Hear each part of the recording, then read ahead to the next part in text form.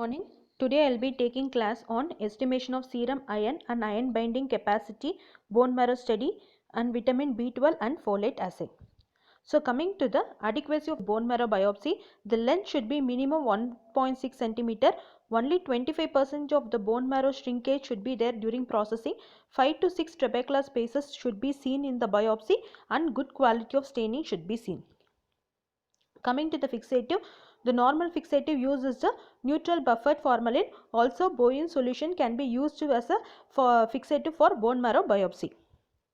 Coming to the bone marrow iron storage, increased stores can be seen as a golden brown pigment in the macrophages and will lie freely in the marrow particles. The iron will be stored in the macrophages in the bone marrow and it will be seen as a golden brown pigment. Okay, so for iron to be calculated in the bone marrow biopsy, you should require at least 7 bony fragments in one or more films are to be examined. A bone marrow film or crush preparation will contain both intracellular and extracellular iron, but you have to calculate only the intracellular iron. So, a normal erythroblast, that is normoblast with iron granules are called as sideroblast. A normoblast with iron granules, that is 1 to 5 fine iron containing granules which are randomly distributed in the cytoplasm are called as sideroblast and they are examined under oil immersion. So, a normal sideroblast, how it will look is a 1 to 2 pin prick size granules. Abnormal sideroblast will have a coarse 1 to 5 granules and ring sideroblast will have a more than 5 granules in the perinuclear ring. So, grading of the iron source. See, if you see here, this is a bone marrow biopsy. Whatever you are seeing a pinkish, no, that homogeneous pinkish, these are called as trabeculae, bony trabeculae.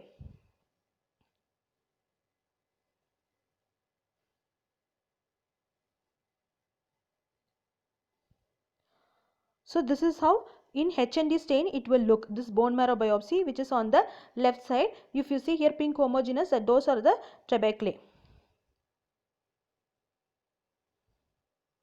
Suppose if you are seeing here, you are seeing some reddish brown pigment dot you are seeing, no, those are called as iron granules. Red golden brown pigments in the bone marrow is called as iron granules. If you see the second picture, here you are not seeing any gold brown pigments, those are called as there is no iron storage in this picture. Okay, so in this picture you are seeing the dark brown iron granules. These are the normal iron stores. Now coming to the Giemsa stain. If you see in Giemsa stain, see this is a Giemsa stain. If you see here some brown pigments you are seeing, no, that is called as iron stores. And in pearl stain, this iron stores will take the bluish in color. This bluish in color is the iron stores, okay, in pearl stain.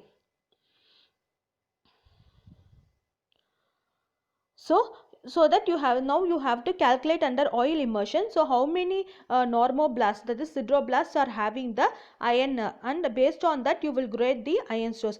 Grade 0 means there is no hemosiderin granules. Grade 1 means fine granules in every 3 to 4 hyperfill. Grade 2 means heavier granules in every 2 to 3 hyperfill. Grade 3 means granules in every hyperfill in one or more cells, and grade 4 is a massive abnormal deposits with a clump. So grade 0 means it is a iron deficiency anemia, there is no iron stores. 1 to 2 means normal store is present. 3 to 4 means increased stores of iron is present. So in pearl staining, I showed you, the pearl staining will have the bluish, it will take the bluish the iron will take the bluish color. So following the pearl stain, you will grade in pearl staining, you will grade as 0 to 6 as. So 0 to 6 grading is used, in which normal will be 1 to 3 and grade 4 will be increased iron stores and grade 0 will be the no iron stores. So grade 0 is no iron stores, 1 to 3 is normal, grade 4 to 6 is the increased iron stores in pearl staining. See, suppose this is a pearl staining. In this you have to calculate all the normoblasts which are having iron granules. If you are not seeing any iron granules, that is bluish color or called as iron granules. If you are not seeing, you should write 0. 1 to 4 means normal, 4 to 6 means increased iron stores.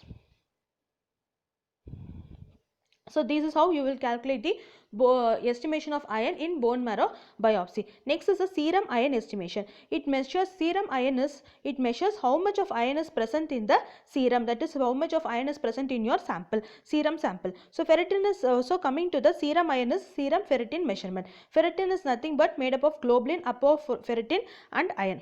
So what is the principle in doing the serum iron estimation is serum ferritin plus transferrin complex will be dissociated by the addition of an acidic buffer. So when you are adding an acidic buffer, this complex serum ferritin plus transferrin complex will be dissociated and the serum ferritin will release. This serum ferritin will be again reduced to the ferrous. This ferrous will then the chromogenic agent forms a highly colored ferrous 2 complex that will measures at 565 nanometer. That is, the serum ferritin plus transferrin complex will be dissociated, that is it will be dissociated by addition of the acidic buffer. So this ferritin will be released. This ferritin will be again reduced to ferrous. Then this ferrous will form a complex with the chromogenic agent, and this chromogenic agent will be measured at 565 nanometer. So it is important to measure this iron and iron. So it is always important to measure the serum ferritin and iron binding capacity to detect in case of iron deficiency is there or iron overload is there. This test is important and it is mostly indicated in case of iron deficiency anemia. And the intensity of the color, the chromogenic agent will produce a color, no? This intensity of the color is directly proportional to the concentration of the iron. So how will you calculate serum iron is equal to reading of the test divided by reading of the standard into concentration of the standard. Everything you have to record in microgram per deciliter. The normal value will be 50 to 200 microgram per liter. And transferrin saturation is 25% to 35%. And the total iron binding capacity normal value is 240 to 450 microgram per deciliter. Now causes of high serum ferritin. Why there is high serum ferritin means it can happen in case of iron overload, acute inflammatory condition, alcohol excess, and fourth one will be the liver disease. Iron overload is again divided into primary hereditary hemochromatosis, hereditary aceruloplasmia. Yeah.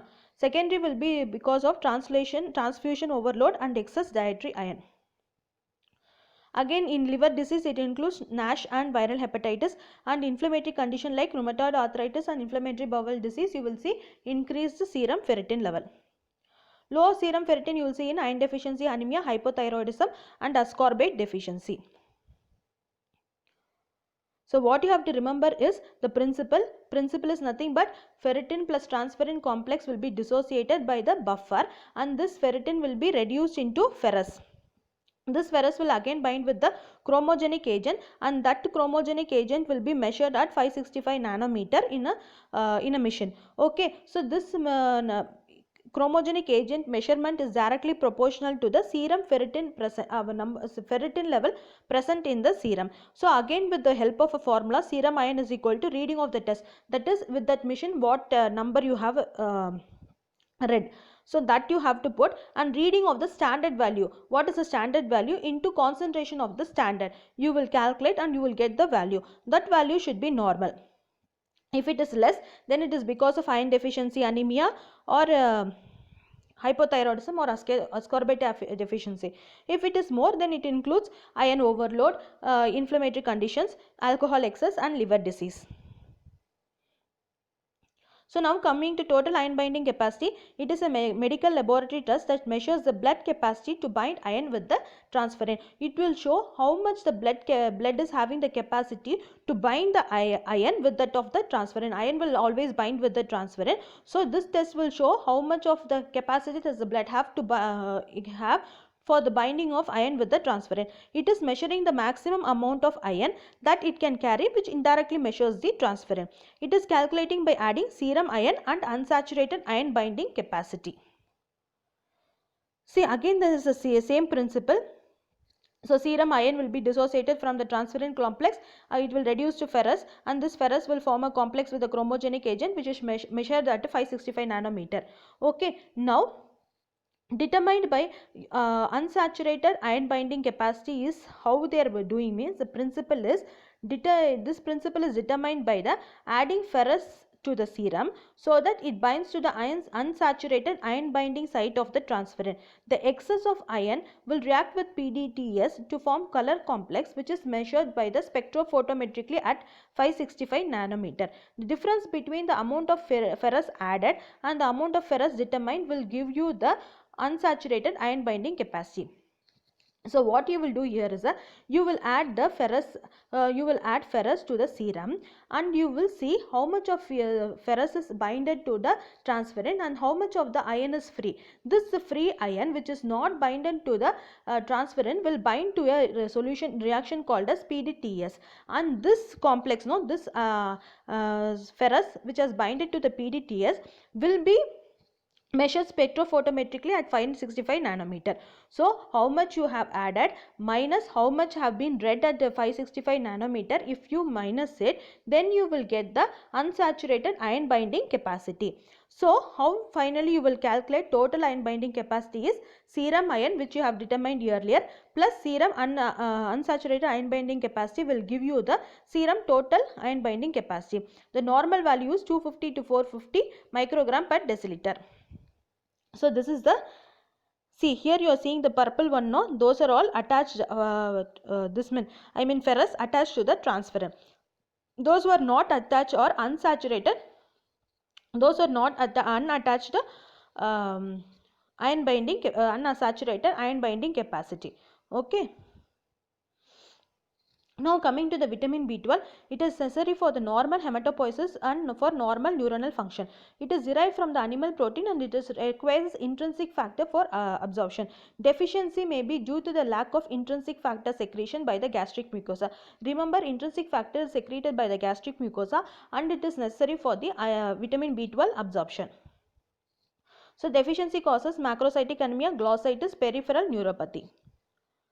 Pernicious anemia is macrocytic anemia because of the lack of vitamin B12 deficiency, because of the deficiency of intrinsic factor, that is intrinsic factor deficiency. So vitamin B12 is not able to absorb, that is called as macrocytic anemia. The principle of this vitamin B12 test is based on the beta complementation of the enzyme beta galactidase and the competition between the donor vitamin B12 protein and the B12 content in the serum sample. Samples with higher B12 will have higher beta galactosidase activity. So normal range is 190 to 950 picogram milliliter. Now next test for vitamin B12 is a Schilling test. This is used for the patients with vitamin B12 deficiency. The purpose of the test is to detect whether the patient is having pernicious anemia. What is pernicious anemia means? Intrinsic factor is absent in the stomach, so the vitamin B12 absorption is not there, so the patient is having B12 deficiency. So stage 1, what will happen is patient will be given radio labeled vitamin B12. An intramuscular injection of unlabeled vitamin B12 will be given intramuscularly. The patient urine will be collected 24 hours to look for the absorption. A normal result should show at least 10% of the radio labeled vitamin B12. If there is not, the 10% is not there, then it is vitamin B12 in deficiency. If the stage 1 is abnormal, then you have to repeat the test with the oral intrinsic factor. If the second urine collected is normal, this shows then there is a lack of the intrinsic factor. So if the stage 1 is abnormal, add it with the intrinsic factor. So if the intrinsic factor you are adding externally, if now the vitamin B12 level has become normal, then it shows that there is a deficiency of the intrinsic factor. So this low result in the second test will implies celiac disease and biliary disease, which are all related to the defect production of intrinsic factor. Next, stage 3 is the vitamin B12 and antibiotic. This stage is useful for identifying patients with bacterial overgrowth syndrome. And next, stage 4 is a vitamin B12 and pancreatic enzyme. This stage which pancreatic enzyme administered is useful in identifying the patients with pancreatitis. So combined stage 1 and stage 2 can be done. In some versions of Schilling test, what they are doing is B12 is given both with and without intrinsic factor at the same time using the different radio labeled B12, Co57 and Co58, which have different radiation to the signatures to differentiate the two forms of B12. This allows only for a single radioactive urine collection.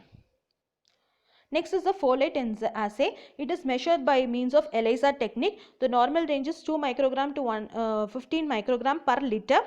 And the other assay to detect folate deficiency is a red cell folate. It is a valuable tool for body folate stores. It is affected by the recent diet and hemolysis. The normal range is 160 to 640 microgram per deciliter. So this is your class schedule for the month of July. So next week probably we will have a internal test in the topics which is covered on June and the July. Okay, so be ready on 15th. So this finishes your class. Thank you.